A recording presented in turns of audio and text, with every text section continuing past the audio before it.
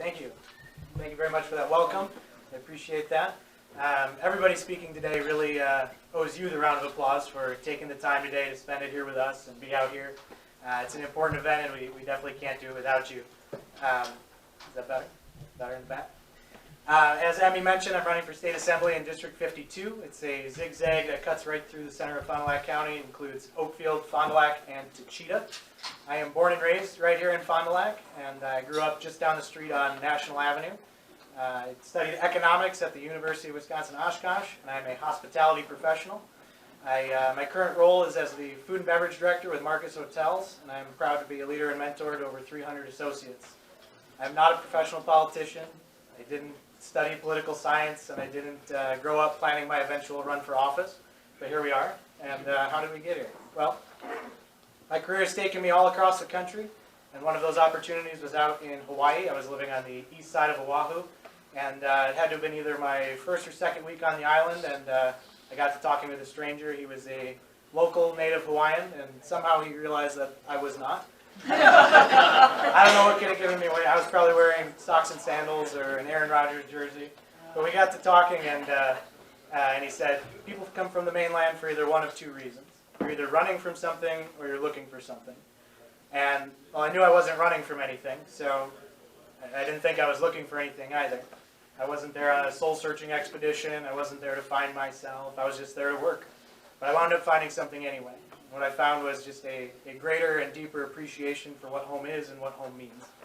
I was literally living in paradise on earth, but my head and my heart were still back here with all of you. It was in that moment that I knew that I wanted to return to Fond du Lac sooner rather than later, and I told myself that when I did, I would step up and get involved. I am very honored that you're considering me to represent you and be your voice in Madison.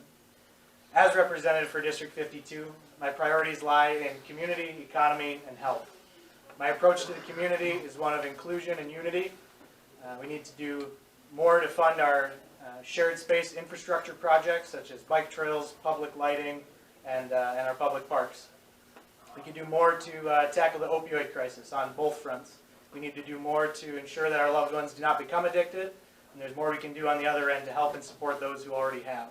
We can't turn our backs on our neighbors when they need us the most. My approach to the economy is one of generation and growth as opposed to the current method of slashing and cutting your hard-earned benefits and services.